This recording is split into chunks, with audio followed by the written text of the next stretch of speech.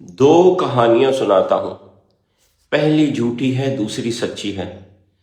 लेकिन पहली कहानी सुनाना इसलिए जरूरी है क्योंकि उससे दूसरी कहानी ने जन्म लिया है। तो पहली कहानी का नाम है द स्टोन सूप। कहते हैं कि जंग के बाद एक रशियन सोल्जर वापस घर की तरफ जा रहा था। रात के करीब वो एक गांव में पहुंचा तो उसको खाने पीने के लिए कुछ मुयस्सर नहीं था।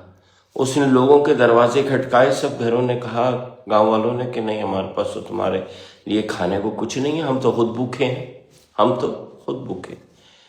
तो उसने क्या किया कि वो गांव के घरों के बीच में आग जला के बैठ गया। एक घर से कहा देचकी दे दें, दूसरे घर से कहा पानी दे दें। वो लिया, अपने बैग में से ऐसे हिला के, लोगों ने देखा कि ये क्या कर रहा है, तो उसने दो चीजें एक देचकी के अंदर डाल दी और पकाने के लिए बैठ गया। एक घर का दरवाजा खुला, कोई उसके पास आया, उससे पूछा क्या पका रहे हो। उसने कहा बड़े मजे की रेसिपी है, ये मेरे पास एक खास चीज थी, मैं ये पका रहा हूँ। घर वाले ने कहा अच्छा, मेरे पास 3 आलू पड़े हैं, क्यों ना मैं तुम्हें वो आलू भी दे दूं, इसमें डाल लो। वो आलू ले आया। फिर दूसरे घर वाले ने दरवाजा खोला, उसने कहा मेरे पास गाजरें हैं, गाजरें ले आया। अगला टमाटर, अगले के पास गोश्त था, वो गोश्त ले आया। सब लोगों ने अपनी अपनी चीजें उस देचकी में डाली। फौजी ने वो सारी चीजें सूप की फॉर्म में पिलाई। सब लोगों को कहा अपने कप्स ले आओ, सब कप्स ले आए और सब ने वो सूप पी लिया। उसके बाद फौजी उठा, देचकी खाली की और उसके अंदर से 2 पत्थर फेंके बाहर और देचकी लोगों को दे के आगे चल पड़ा। और इससे इस कहानी का नाम द स्टोन सूप पड़ा और ये एक क्लासिक स्टोरी तस्वर की जाती है। 15वां रोजा था, रात के 4 बजे हुए थे। मैं पाकिस्तान वापस आ रहा था रियाद से।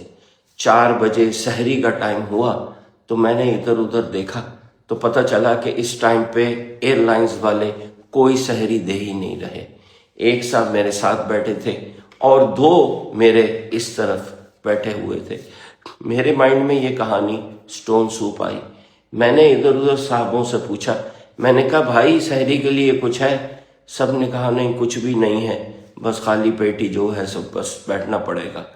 मैंने कहा अरे यार, मेरे घर वालों ने मुझे थोड़ी सी रोटी और गोश्त दिए थे कि अगर फ्लाइट में तुम्हें सहरी ना मिले तो ये खा लेना। तो वो मैंने निकाली और मैंने कहा कि और भी जिसके पास कुछ है वो निकाल ले। तो मेरे साथ वाले फर्द ने बोला कि मेरे पास पानी की बोतलें हैं, वो ले लो। उसने मुझे पानी की बोतलें दे दी। उससे बराबर वाले ने कहा मेरे पास टिक टॉक्स हैं, यानी चॉकलेट, वो ले लो। मैंने वो ले ली। फिर मैंने बनाए सैंडविच, इसको दिए, उसको दिए, उसको दिए। फिर मैंने तोड़ी टिक टॉक, इसको दी, उसको दी, उसको दी। 2 पानी की बोतलें थी, एक हम दोनों के लिए रख ली, एक उन दोनों को दे दी। ये जो साहब मेरे साथ बैठे थे उन्होंने कहा जो मेरे पास है ना आप लोगों के लिए, वो मैं एक सरप्राइज रखूंगा और जब आप सब ये लोग खा लोगे फिर वो मैं आपको पेश करूंगा। हम चुप कर गए।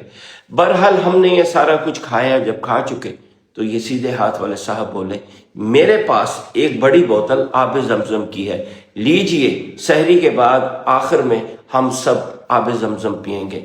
हम 4 बंदे बारी बारी खड़े हुए, आबे जमजम पिया। देखा आपने पहली कहानी से मुझे कैसे दूसरी कहानी का आइडिया आया और मैंने उसको प्रैक्टिकल शेप दे दी। तो यही असर होता है कहानियों का जो हमारी जात पे पड़ता है। इसीलिए बच्चों को कहानियां सुनाना जरूरी होती हैं।